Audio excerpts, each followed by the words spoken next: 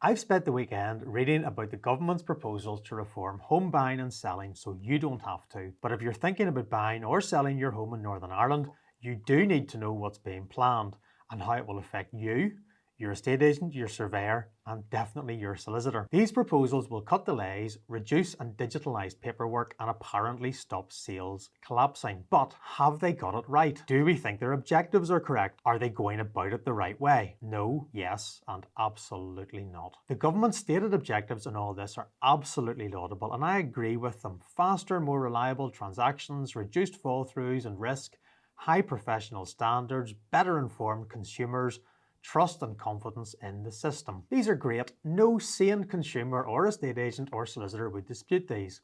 The government's new agenda, however, is definitively not the way to achieve this.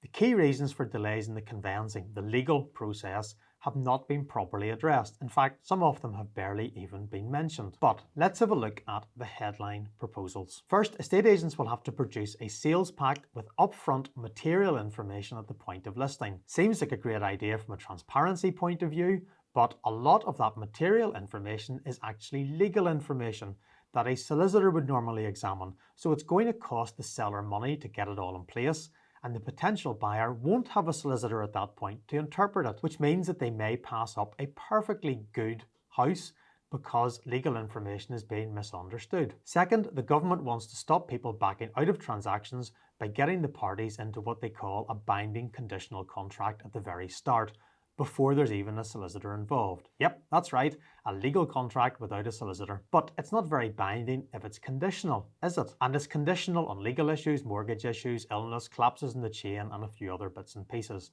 I have to tell you that in Northern Ireland, if a transaction falls through, it's probably because of a legal issue or a mortgage issue.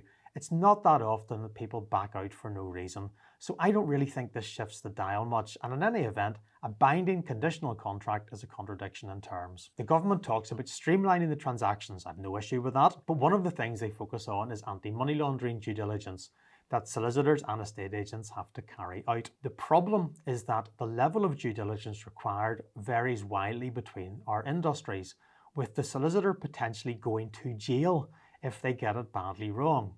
Not sure I'm going to want to rely on a third party to tell me who my client is and where their money is coming from. Bizarrely, the government doesn't want to change any of the current legislation about money laundering, so I'm literally at a loss to work out how this is going to work, other than they're going to employ AI and technology to sort out all our problems. There are proposals around mandatory qualifications for estate agents and letting agents, which I think solicitors should be in favour of, but no mention of managing agents who in Northern Ireland remain completely unregulated and mostly, but not completely, are terrible. The roadmap goes on to about 12 chapters, and I'm not going to go into it in more detail here, but let me say this simply.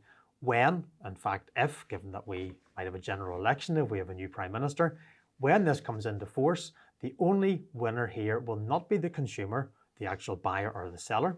It won't be the estate agent, and it sure as hell won't be the solicitor.